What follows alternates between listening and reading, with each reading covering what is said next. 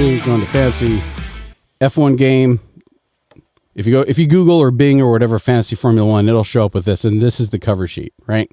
And I have already registered, so you'll have a little thing here that says to register. It'll pull you to f1.com, and then you just fill out your username and email and all of that. You don't need to pay any money, and that's the big thing.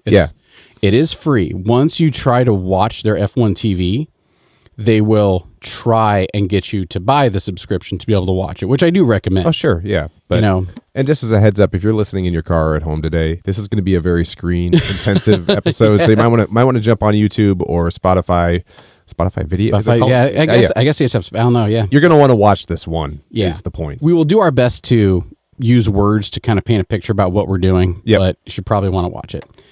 Okay. So I have already registered. So since I'm walking you through it, you're the audience surrogate. Are you to hear? I actually am. Yeah. Okay. So Perfect. I've registered, and I'm taking a look right now at the player values. So to recap what we talked about last week, we get to pick 5 drivers and 2 constructors, and this is on a week-to-week basis. We working on that initial $100 million that you've got. You can sell your existing drivers and purchase new ones from week to week. Correct. Okay. Correct. And you can sell drivers, get the new ones, and as far as I know, we'll confirm that here in a second, you can make unlimited changes before the actual start of the series. Once the series starts, then after each Grand Prix weekend, you're limited to 2 transfers, 3 if you have one left over from the week before. That's right. Okay, so but before then, it's just all open season. You can move people in, move people out, whatever, and you're just not like if you buy somebody, the prices aren't going to change necessarily between now and the start of the season. Like the prices are pretty well set. And everybody just has the same price cap of $100 million. And what is the start of the season again? The start of the season is the beginning of qualifying. I'm sorry. I should have said when is the start of the season. Sorry. It's fine. It's the beginning of qualifying at Bahrain. And on their cover page, this is a great thing that I use. It's also in the app. Right there, it says Team Lock Deadline. Oh, that is the days, hours, and minutes until the start of first round of qualifying for any given Grand Prix. Gotcha. Okay, so great. Rely on that. However, I would strongly encourage people to get their recommendation, their team solidified at least 5 or 10 minutes before, just in case something goes wrong or anything like that. So, what do you think? Do you want to go through and pick the teams and discuss that first? Or since you're the audience surrogate of brand new, would you rather walk through all the rules and then look at the drivers? Or would you rather look at the drivers and then once you have an image of that, go through the rules? Let's talk about the rules, because when we were getting set up today, you were looking at this and saying, "Oh my gosh, they've changed so much this year from last year." And so I know we have some listeners, but we also have people who've been doing this for a few years. Let's summarize what has changed from last year to this year and see if we can figure that out. A couple of the big, and we can walk through all the actual rules step by step. Sure. A couple of the big things, and I don't 100% remember if it was different last year, but now if you get a DNF for qualifying, it only matters if you don't put a time up for round 1 of qualifying. Round 2 or round 3, it doesn't matter. You don't need to race it because you have a time established. You've gotten a place. Exactly. Okay, cool. When before, again, I didn't save the rules from last year. I'm pretty sure it was if you get a DNF at all during qualifying, then that's it. Maybe it wasn't the way it is. I see. Okay. Now, if you don't get a time in qualifying, it's -5 points. Let me double check on my little note sheet here. Yeah. If you have no time set, it's -5 points in qualifying. Now, what that means is that unlike what I had initially said before, is if you get a DNF at all throughout the weekend, that's -20 points for each DNF. Not so. It's only a DNF if you don't qualify, it's 5. But if you DNF from a sprint race or an actual sprint, a sprint race or the real qualifying, it's -20. Okay. And so what are we looking at right here? So what we're looking at here, and I shouldn't have brought us here. I'm sorry. This is my spreadsheet that we're going to jump into later on. We'll cut to that later. Okay, yeah. All right, sorry. No That's a very good way of you being like, hey, dude, what are you bringing up? Like, let's not play. Oh, no, I wasn't trying to call you out. No, that's fine. That's fine. Okay, so that's one of the big changes for the rules. The biggest reason why I was being exclamative about what it all changed is the values changed. The way they value each driver. Okay. So I had set it up into 3 tiers, right? If you had your 20 million driver, your drivers that were 20 million above, those are your Ferraris, your Mercedes, stuff like that. The lead driver was a little bit above. The second driver was a little bit below that 20 million mark. Yeah. And then you had a whole slew of middle of the road teams. Think your Aston Martins and your McLarens that were between 10 and 20 million each. Yeah. And then you had a lot that were below 10. Well, what happened is last year, somebody was able to pack their team. People were able to pack their teams like me with McLaren and with Red Bull. Yeah. And then no one could catch you. Sure. So what they changed this year is they basically made it so if you want all of Red Bull, you are, if you want to be in it, you cannot have more than 2 elements of Red Bull. You cannot have more than 2 elements of McLaren. Okay. And it's not a rule like in the book. They just priced it out. Because Red Bull is 30 million. Yeah. Their constructors like 20, and we can look at it and say like 27 million. Yep, 27.9 this year. So 27.9. So right there out of 50 million. So I could get Max and I could get Red Bull. And I can get Red Bull and no more Red Bull. Well, you can try, but as soon as you get one more Red Bull, Sergio Perez is like what, 23 or 27 million? Sergio is 20.8 this year. 20.8. Yeah. So there's 20 and there's 30 and there's 25. I'm no mathematician, but that you do not have enough money left to fill your roster with the bottom with anybody to actually, because you have to get all 5 spots filled for your drivers. Oh, I got and you. all 2 for constructors. Yeah. And I have a couple examples of like the bare bones minimum which you can do, and that's the biggest rule is that they made it. If you have those top tier teams, you can't get much of them, and then you have to work with the lesser teams. Okay, I'm sorry. I was a little slow on the update. No, I thought it was there was a mechanic that limited you to 2. No, it's not a mechanic. It's just by dollar value that it made it impossible. Cool. Exactly. They just so many things in this world, they don't tell you can't. They just make it. They're just making it impossible to do. Yeah. Okay. So let's go ahead and we're going to click through the game rules real quick. Man, that was very midlife bitter. You're like, so many things in this world. Right. It's not that you can't. It's just that it's not possible. It's not possible for you to do. So transfers, like we talked about, and a lot of this is I'm going to kind of glance through it, and then this is something that's really changed. I'll harp on it a little bit. Hey, that sounds great. So with transfers, right? You can make 2 free per team before the next one. If you go over your transfer, you go negative 10 points, negative 10 fantasy points. Okay. Right? And so as soon as you goof up or you're like, man, I really shouldn't have had this guy, and you click save too early, and then like, for example, Daniel Ricciardo, he crashed in practice. So as soon as you used up all your transfers before practice, and then somebody crashes out, you have no way of recouping that without taking the 10-point penalty. I see. Okay. And now, I know they say right here, increase. Yeah, sorry, I misread it before. It increased from negative 4 points to negative 10 points. Oh, wow. For each additional change. Okay. So once again, it's not that you can't do it; it's that you will be penalized. Exactly. You'll be penalized 2.5 times what you were last year. Oh, wow. Okay. So before, and I did it once. I'm like, you know what, man, my drivers. I thought this could work, and it didn't work. So I used 2 changes to sacrifice 8 points to get the drivers in who I wanted. Well, I gotta say, I kind of like the change just because that what they're doing here is they're really making sure that people are investing in race day or race weekend, and they're heavily penalizing you. There's no set and forget. Yep.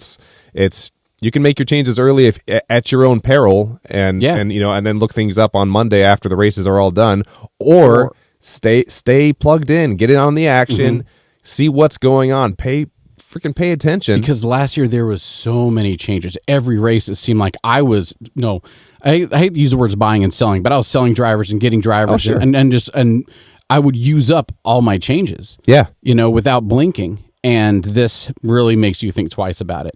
Yeah. So that's a big one. So it's really kind of filtering through all anyone who's playing who's going to forget about this 3 races into the season. And I think that's great. Or if you're like me who gets really bitter, surprise, at the end of a race, and I'm like, man, I can't believe this driver did this and this driver did this. And you want to drop them, yeah. And you do. I would a few times. That was a habit I tried to get out of last year. We're like, no, I'm going to change my thing. Okay, and then you're halfway through practice, and I'm like, man, I really wish I had those changes back. Yeah. And this kind of helps remedy that. Throughout the season, we can talk about healthier ways to deal with that frustration. Like we could burn races in effigy, or like go to a pinata factory and be like, "Give me a Ricardo! I want 3 Ricardos. I'm not going to change him on my team, but it's not a good day." Right. I'm keeping him, but I need to take out my anger. Oh gosh. Okay. So then we're down to drivers qualifying, and getting points, right? Yeah. We had talked about this, and I didn't want to actually say. I'm all about make copaing when I goof something up before. Sure. That will happen a lot.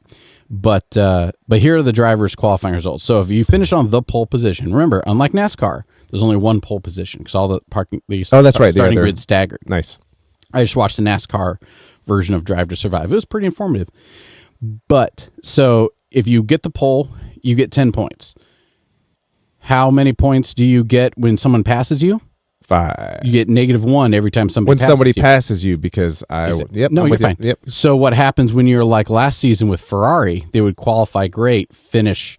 They qualify on the pole or first, and then they finish between 6 and 10. Right. So they would negative the 10 points that they got, and it ended up being a wash. All right, so for second place, you get 9, then 8, then blah, blah, blah. Then down to 10, you get 1 point. 11 through 20, you get 0, which is very, very important. I know we talked about it before. That 11 through 20 is the great disequalizer between fantasy and reality. Is we care if somebody, and I've said this so many times, somebody should keep track of it and turn it into a game. Every time you DNF, you go -20. Every time they DNF in the real life, nothing happens. So they're much more willing, much faster as soon as you have a bottom 10 car. If you have a bottom 10 car and there's something that might be wrong, that might be $500,000, they'll just retire you. Yeah. And screw over the team. Screw over the fantasy team when the reality team, that's best for their investors. Absolutely. So, not classified or no time set, you get -5 points. And this is very important with the drivers who do not set a time in Q1 will be given a 5-point penalty. That doesn't mean you can't set a time in Q2. Yep. That doesn't mean you need to set a time in Q2. There was one of mine. That's one of the reasons why I really want to talk about the DNF stats today, if we have time, is the stats I had previously ran. I reworked it because it just didn't seem right. It actually kept me up 2 nights ago because I was sitting there. I was like, what is wrong? That doesn't seem right. Well, I didn't realize that Max Verstappen had, and a group of other top drivers had a DNF in a second qualifying round. Okay. They qualified the first round, and I think it was in Singapore or wherever, and they just didn't qualify. They didn't even drive the second round of qualifying. Okay. And that was recorded as a DNF. So I redid my calculations on the spreadsheet, and I'm like, man, these guys all have another DNF. But it was a second round of qualifying. Oh, I see. Yeah. So they just take their time that they already have, and that's where they fall out in the, if they qualified, P17 in Q1, P13 in Q1, then they keep that time and it gets racked and stacked later. Does that make sense? It does, yeah. Okay, cool. So that's very important there. And disqualified equals -15 points. Very rarely do you get disqualified. The biggest way that happened last year was when Lewis Hamilton, one of the Ferraris, both got randomly inspected. Like they randomly inspect a percentage of the field after. Oh, or whatever. Okay. And I had never even heard of this rule until it occurred. And the two people they inspected, it was a high downforce track, and you think everybody keeps throwing sparks. Mm-hmm. Little known fact, I've heard some people call it wood, some people call it a composite now. There's basically a piece of timber on the bottom of their car, and if it rubs away too much, they get disqualified. So that way they don't have so much downforce that they're just throwing sparks the entire time. Gotcha. Right. Okay. Which again, I didn't even know this rule existed, but because it was a high downforce track, they randomly inspected two cars. Both of them had excessive downforce, and they were both disqualified. Okay. And then our countryman got his 10th place finish. Gotcha. Went up from 12 to 10. Got some point. I'll take him. 8 point. Hey, 8 but point, the rules are there for a reason, right? So what do you want? But yeah. So, and then that was the first time I'd heard people getting disqualified. But being disqualified is a heavier penalty. Sure. For that in fantasy. Okay. Then the constructors. This part is pretty much the same as last year. If neither driver reaches Q2, they get a -1 point. One driver reaches Q2, they get 1 point. Both drivers get Q2, they get 3. One driver reaches Q3, get 5. Both drivers get to Q3, they get 10 points. Oh, cool. Okay. Now, I do not believe these constructors will score a combination of each driver's qualifying list above. Constructors will also score points for achieving one of the following. Okay, so that one of the following is very important. So if you get both drivers into Q3, you don't get 10 points and 3 points. Oh, I see. Whatever. It doesn't stack up on it. It itself. jumps up to 10 instead of, exactly. yeah, okay, I got you. And those little words, those militaristic, like is it should or should shall? Or shall. Should or shall. Because should means an operating procedure, practice, or conditions recommended but not mandatory. Shall means it is mandatory. May or shall, yep. May or shall, that's it, yeah. And may and need not. But anyway, so sprints. For every position gain, there's an asterisk on that. I have to check what's that asterisk. DNF penalties. Okay, yeah, we'll get to that in a second. Cool. So for sprint races, if you win first place, you get 8 points. Okay. All the way down to 8th place, you get 1. And then from 9th through 20th, you don't get anything. But you still get the full negative 20. But you still get the full. So sprints. I have finally decided I really don't like sprints because it's a liability. It's a huge liability, especially if you're for your top tier drivers, your tier 1 drivers, right? Your now McLarens, which we'll go to in a minute, but your Ferraris and your Red Bulls, because they're not going to risk their race. If the best they can get is 8 points, but if you win a actual race, the Grand Prix, I think you get like 25. Yeah, real world points, right? So. Or I have to check. I want to be careful about that. I have it in my spreadsheet.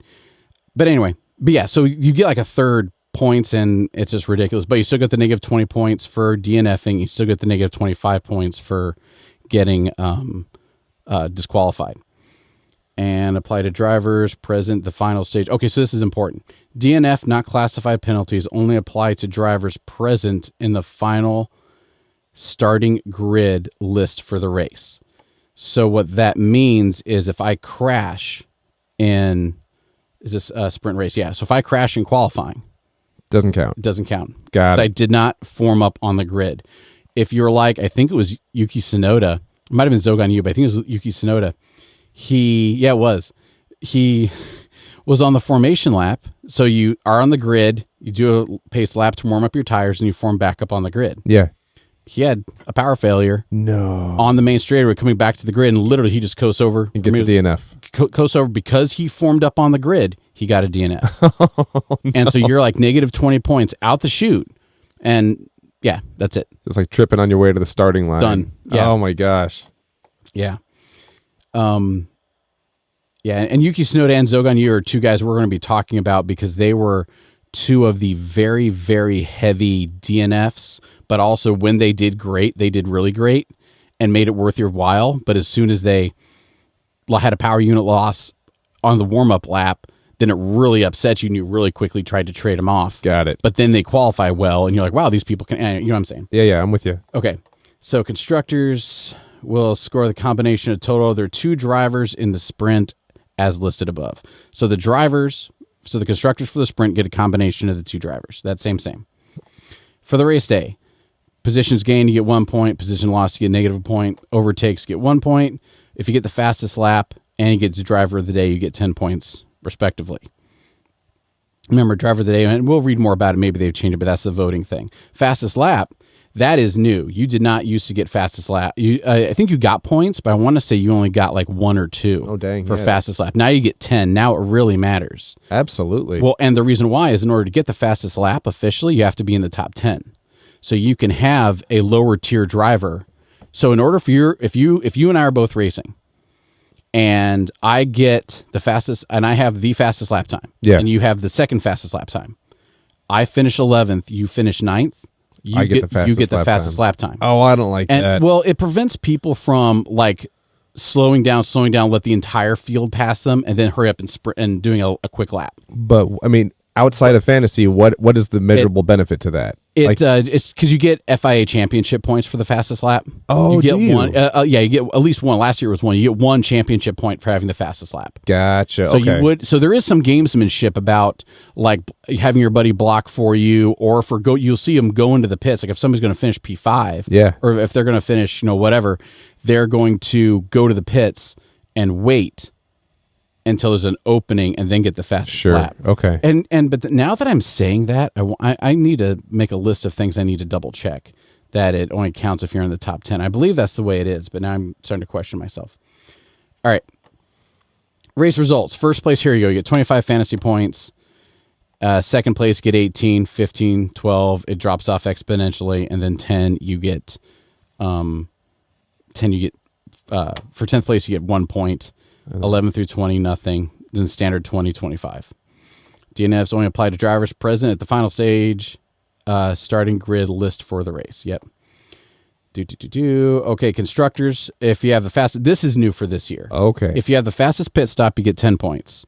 Second fastest 5, third fastest 3. That's big. That's huge. Okay. So now, as soon as you have, because like McLaren started coming through and just tearing it up with the fastest pit stops. Like Lando Norris has like the fastest pit stop on record. Okay. And it was like less than 2 seconds from the time his tire stopped to the time his tire started. Okay, we're gonna have to talk about this probably in a future episode because I know you got like a stack of Excel sheets that they like with formulas that you put together to track progress and stuff. Do you track pit crews? I do not. I didn't for last year because last year when I put together that Excel sheet, I did it after the season. Okay, so I wanted to figure it out. Sure. And this year I'm going to be tracking everything manually week to week. So I might keep track of who does the fastest pit stop and what that pit stop is. Gotcha. But for everything I have now, I relied on just pulling it from the fantasy website after the season was closed. Okay. And we can go into that. And there's the one other thing is about, we'll go into that later. Sorry. I'm trying to stay on task, but you're good. No, that's smart. Any questions you have, though, I assume somebody else will have. Sure. You can keep asking them. I'll try not to go on my rabbit holes. Team management, exceeding the free transfer allowance 10 points. Yep. Okay. Position gain or loss, are calculated based on the starting and finishing positions of the driver in the race, and not what not their qualifying result. So where that is, all right. If you qualify first, and I qualify second, and you common thing change a power unit. So if you change your power unit, or there's some part on your car that you wanted to change. Yeah. Sometimes that will incur a grid place penalty. And what they'll do is, let's say you get a 5 grid penalty for whatever, or you got a 5 grid penalty for like impeding or something like that. You got in someone's way during qualifying. Yeah. Then what they do is, if you're first, I'm second, they pull your car up. Everybody moves up.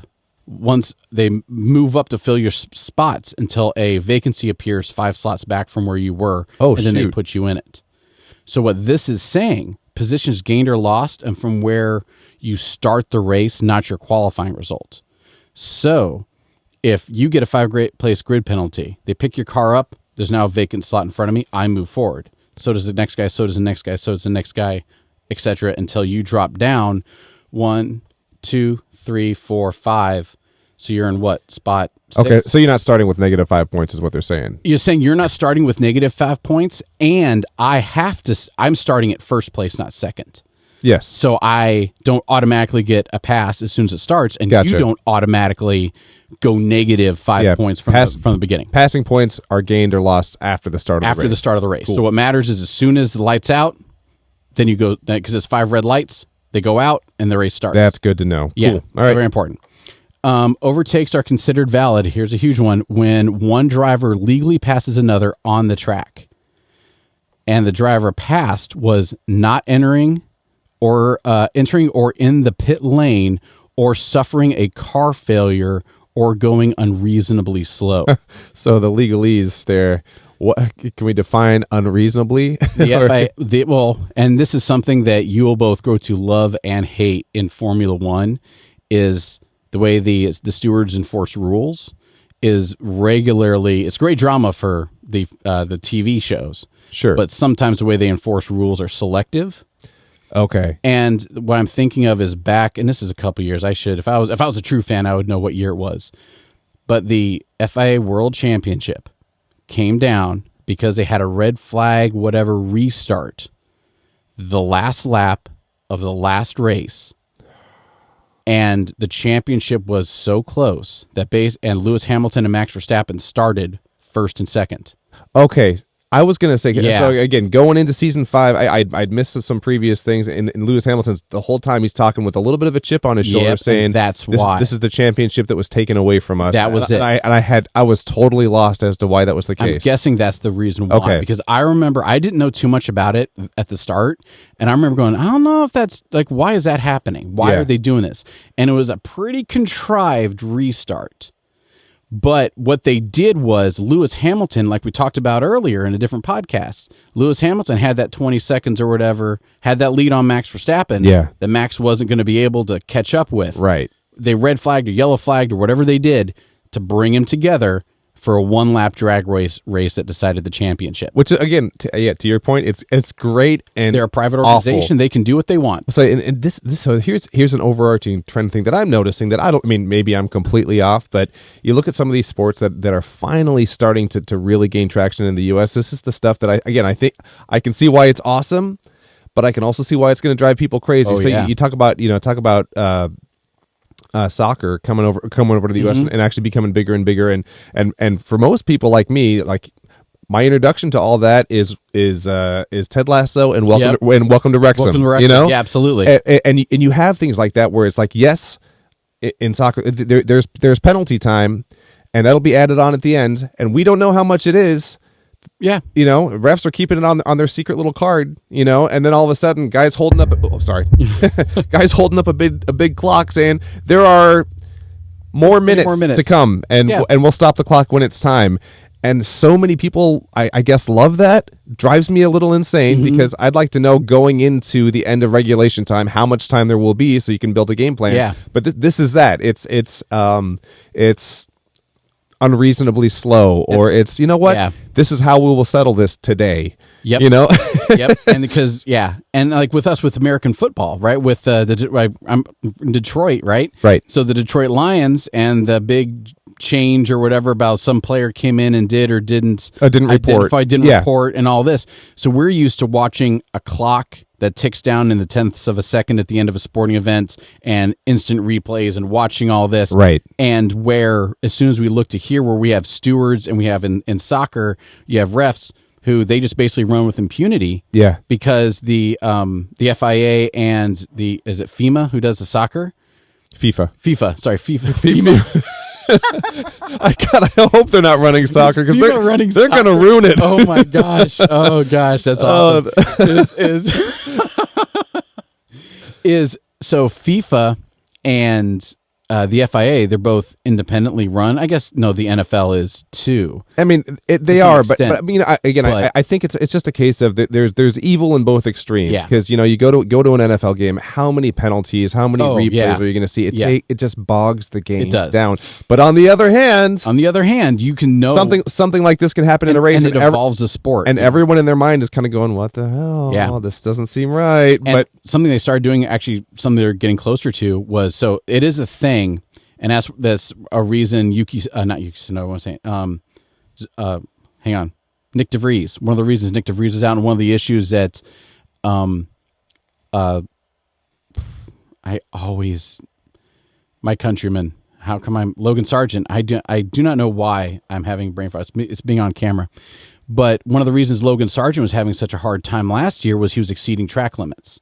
So as soon as all four of your tires, if there's a little white line on the side of the track, as soon as all four of your tires are over the white line, then or off the track or whatever, then it officially, that lap time doesn't count.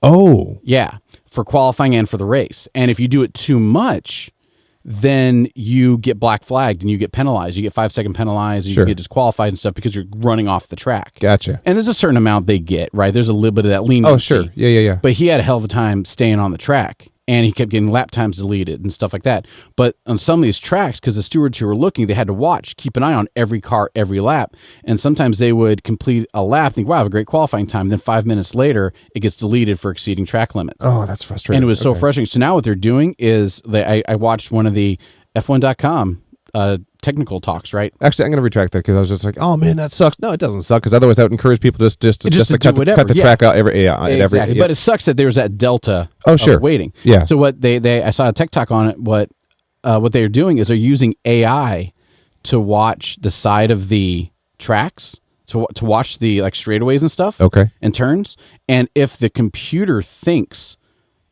a driver went out of limits, then it flags to have a human look at it. But if it doesn't, then it just goes. Interesting. Yeah. So now you have humans double checking to actually hand out the penalties rather than a human needing to watch every minute of every tire of every lap of all that. So I think that'd be a good way they're bringing technology into it. But then down the road, now you have computers deciding who did well and who didn't. Yeah. And I can see people losing their cookies about that. All right, sorry, we'll get back onto it. And this is one of the reasons why you and I decided to do this podcast is because we can just sit here and talk about everything. Yeah. Okay, overtakes are considered valid. Yeah. Okay, and reasonably slow. Absolutely. But the important thing is the pit lane and the not pit lane is as soon as I pull the gas to go into the pits, if you pass me, it doesn't matter. As soon as I'm accelerating in the pit lane or I'm coming out of the pits and you pass me, it won't count for this until I'm back up to speed. Sure. Okay. And that is so I get back from my microphone. That is the main rules. What questions do you have as the audience surrogate about what we've done?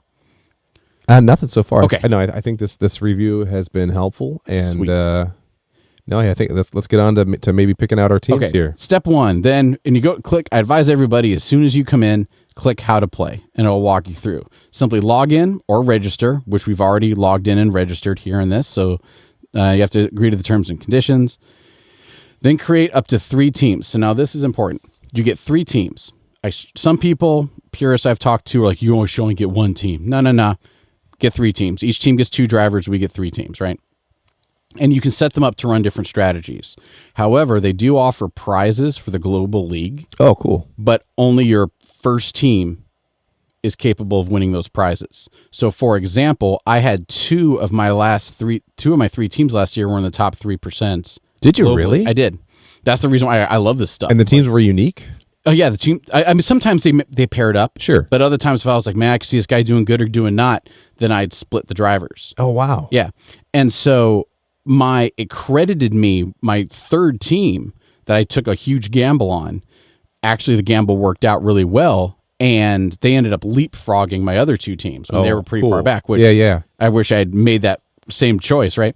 But so that 3rd team ended up finishing a couple hundredths or a couple thousand people ahead of my number 1 team. So it credited my number 3 team for being the team that did the best. Yeah. But if I had been if that 3rd team had been number 1 in the world, it wouldn't have gotten me the reward because that was my 3rd team, not my first team. Gotcha. Okay. Yeah. Which doesn't matter. Like, we're not going to be like top 3 in the world. And before everyone gets too impressed, there were 2.4 million people playing, teams registered or whatever. And so I was like number 64,000 out of the 2.4 million. So I'll still take it. Yeah, but absolutely. Yeah. Okay, so we get our 3 teams. So let's go ahead and make our 3 teams, since that's where we're at right here. All right.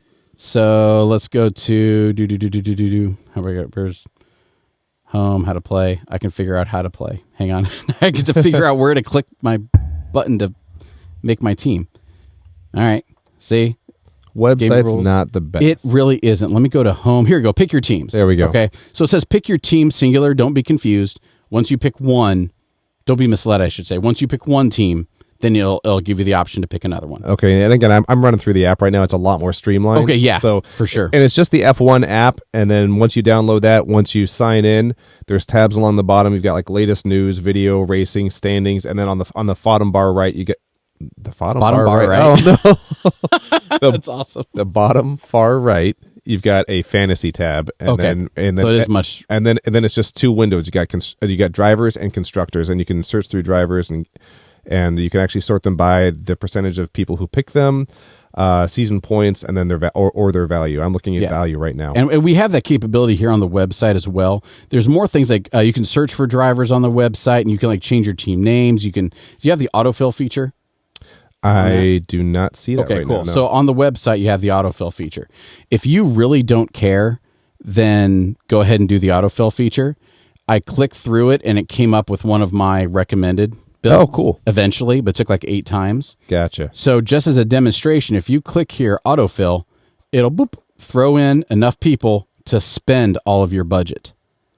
Okay, so it'll automatically. So then you hit reset, and then you hit autofill again. Well, I guess not all of it. It goes 0.8 million there. Gotcha. Right. Yeah, because otherwise you're gonna be kind of you're gonna be playing guesswork until you find something that fits your 100 mil. So you can listen to us, and we can walk you through. I'm gonna walk you through a couple. I'm gonna use the RPG version. I'm gonna walk you through a couple builds of your team that should work. But anyway, here we go. So that is what this reset and autofill works. I will not use the reset and autofill. I could, or I don't know, for right now. And here's another what do you think? question I have. Yeah, perfect. So if you aren't going autofill, and you're kind of going into driver specifics based on their histories and things like that. I know every year there's a shuffle of drivers with which teams they're driving for. Yep. And this is what's confusing me right now is, and again, my information is not current. I thought Lewis Hamilton was going to Ferrari this season. He's going to Ferrari next season. Oh, okay. And then Carlos Sainz, who's in Ferrari, worth $18.5 million. Right. He's going somewhere next season. Okay. So that's all next year. Well, and that's the reason though. It's kind of like breaking up with somebody and still trying to take them to the prom, right? It's like your business giving you your 1 year's notice, and then saying that they're going to let you go, but go ahead and work hard. But again, knowing that, so they're really going to be prioritizing Charles Leclerc this year, I would imagine, right? And that's a great strategy. Yeah, I think they will as well. Okay, so between the two, if you're going to go Ferrari for your kind of your higher price point driver, especially because they're so close. And then it's like, well, but wait a minute, would Carlos Sainz, since he's still looking for a ride, will he be pushing it more? Yeah. Yeah, I don't know, because he does have a background of doing the I got a race for me element. So, and that's the reason why this is fun. This is so fun for me. All right, so fun. So if you were going to go with the one of the two of the Ferrari drivers, who would you go, Leclerc or Sainz? Right now, I would go for Leclerc. All right, that's who I would go for right now. But here. Do we have enough time, Hans? What do you think? Do you want to pause this here and start up a new episode with? Yeah, let's do that. So this was a good summary of the new rules for this year. Yeah. Thanks for tuning in. And again, if you were listening to this, go back and watch this on video, because we're staring at the F1 website for the majority of the episode, and that'll provide a lot more context. We'll try to get better as narrators as time goes by. But let's wrap this one up, and then let's go into team build for this next episode. Perfect. Here. Cool. All right. Cheers. See you guys.